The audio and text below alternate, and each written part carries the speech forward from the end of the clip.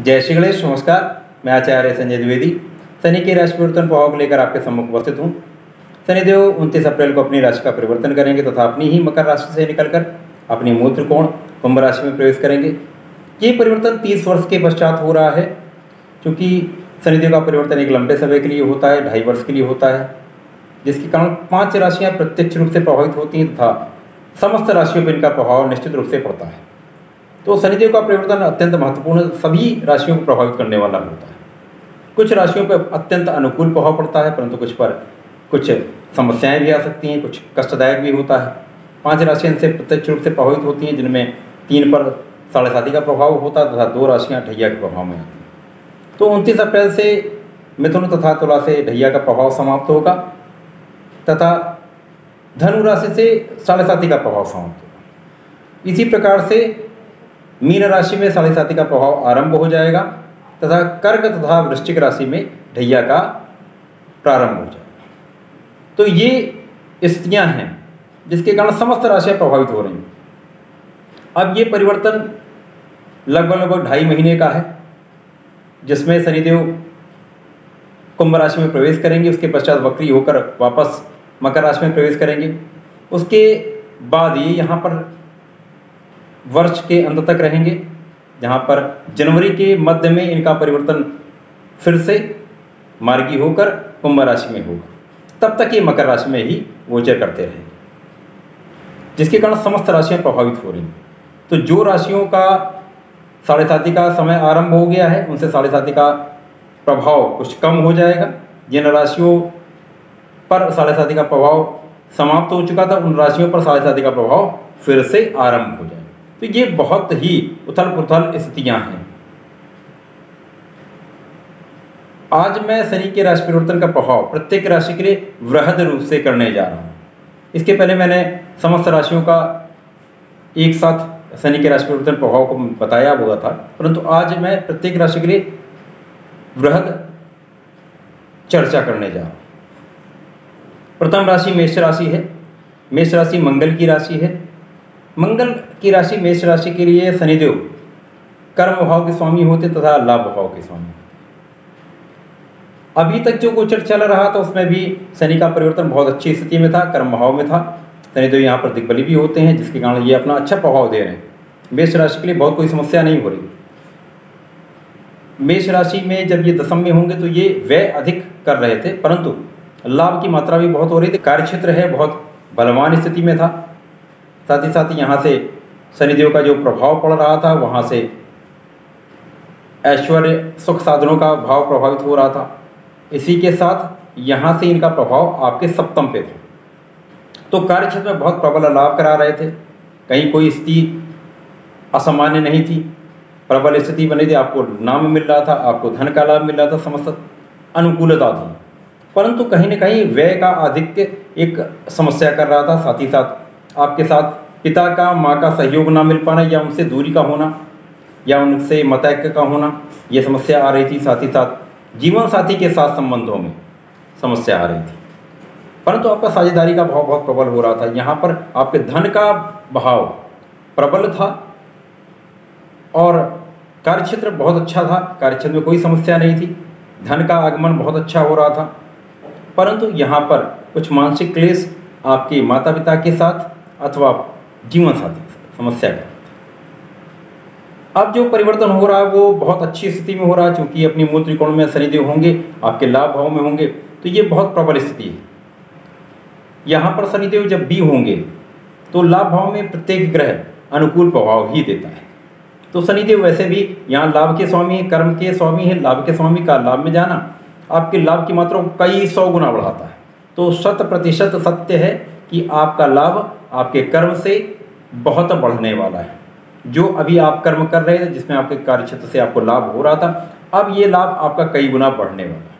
व्यापार आपका बहुत लाभान्वित करने वाला हो रहा है, बहुत प्रोग्रेस होगी। इसी प्रकार से नौकरी में भी आपको बहुत बड़ा लाभ मिलने वाला है, पद का लाभ मिलने वाला है। साथ ही साथ आपका कार्यक्षेत्र बहुत विस्तार लेने वाला है, आपको पद का लाभ मिल सकता है। तो धन का बहुत प्रबल लाभ मिल रहा है। साथ ही साथ यहाँ पर आपका कार्यक्षेत्र बहुत सफल रहने वाला है, सफलता मिलेगी। शनिदेव जब लाभ भाव में होंगे तो इनकी प्रथम दृष्टि का प्रभाव आपके लग्न पे होगा। तो जब ये लग्न में प्रभाव डालेंगे तो सर्वप्रथम आपको आलसी बनाएंगे, आलस्य बढ़ेगा, आलस से बचेंगे तो बहुत कार्य आपके सिद्ध होने वाले हैं।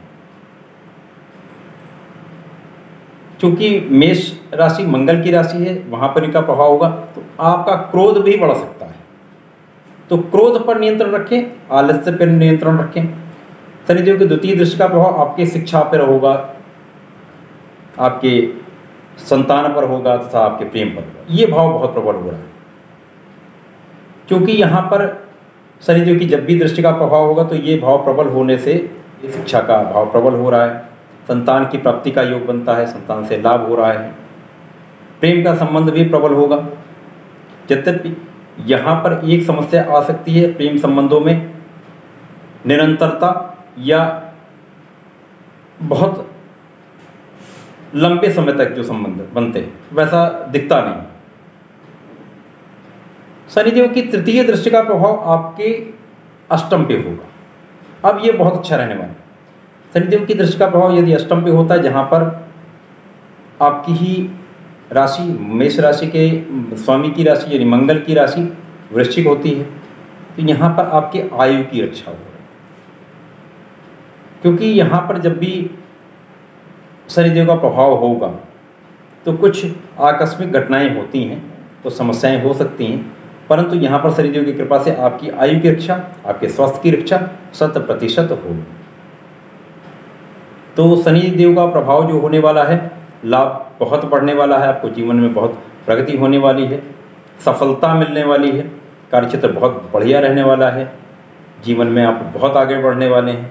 परंतु कार्य की अधिकता के कारण मानसिक क्लेश या तनाव का होना या क्रोध का बढ़ जाना, क्रोध के कारण समस्या आ सकती है। साथ ही साथ आपका आलस्य आपके निर्णयों को टाल सकता है, तो आप आलस्य न करें, जो काम आज करना है आज ही करें, उसको टालें नहीं। यदि ऐसा करते हैं तो ये बहुत बढ़िया रहने वाला है। उसके पश्चात जैसे मैंने बताया जुलाई माह के मध्य में शनिदेव का परिवर्तन होगा। शनिदेव का पुनः आगमन जब आपके कर्म भाव में होगा तो लाभ और कर्म के स्वामी का कर्म में होना, तो आपके लाभ को तो निश्चित रूप से निरंतर बनाए रखेंगे, लाभ आपका निरंतर बढ़ता ही जाएगा, कोई समस्या नहीं है, कार्यक्षेत्र बहुत प्रबल रहने वाला है।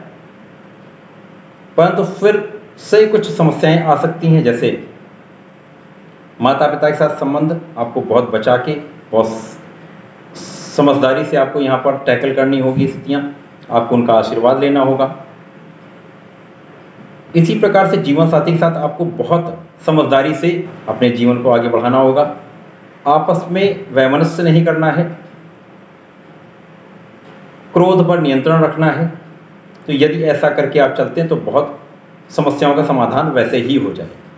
इसके पश्चात जनवरी के मध्य से शनिदेव का परिवर्तन कुंभ राशि में हो जाए। जब ये कुंभ राशि में आएंगे तब आपके ग्रहों की स्थिति के अनुसार गुरु का जो बड़ा परिवर्तन है, साथ ही साथ जो राहु का परिवर्तन हुआ है आपके लग्न में, वहाँ पर शनिदेव का दृष्टि का प्रभाव जब पड़ेगा तो यहाँ पर जैसा मैंने बताया आपको मानसिक क्लेश, निर्णय लेने में समस्या, निर्णय को टाल देना, कुछ रोगों की संभावना ये दिखती है। तो यहाँ पर आपको बहुत समझदारी से, बहुत सावधानी से चलना होगा। बाकी इस धन के परिप्रेक्ष्य में, साधनों के परिप्रेक्ष्य में, लाभ के परिप्रेक्ष्य में ये गोचर शनिदेव का आपके लिए बहुत प्रबल है, बहुत लाभदायक है। आपके जीवन की, आपकी आयु की रक्षा हो रही है, कहीं कोई समस्या नहीं। परंतु अनिर्णय की स्थिति, आलस्य को बचाना, आलस्य से निकलना, साथ ही साथ क्रोध पर नियंत्रण रखना, अपने मानसिक क्लेश पर नियंत्रण रखना, ये बहुत आवश्यक है। यदि ऐसा करते हैं तो ये शनिदेव का गोचर आपके लिए लाभान्वित करने वाला होगा। मेष राशि के जातकों के लिए मैं सदैव कहता हूँ, आपको नियमित रूप से श्री शंकर मोचन की शरण में रहना चाहिए, उनके मंत्र का जाप करना चाहिए, अथवा निरंतर आपको नियमित रूप से हनुमान चालीसा का पाठ करना चाहिए। यदि शनिदेव को बजरंग बाण का पाठ करते हैं तो आपके लिए अति शुभ रहता है, बहुत लाभदायक। तो ऐसा करें, इसका लाभ लें। प्रिय दर्शकों, मेरा प्रयास सदैव आपको एक अच्छी, एक सटीक तार्किक विषय वस्तु प्रदान करने का होता है, जिससे आपको जीवन में कुछ लाभ मिल सके, आपके कुछ काम आ सके। तो ऐसी विषय वस्तु की प्राप्ति के लिए कृपया चैनल को बड़ी संख्या में सब्सक्राइब करें, वीडियो को लाइक करें, शेयर करें, लोगों तक पहुँचाएँ। मुझे भी सपोर्ट करें। धन्यवाद। नमस्कार।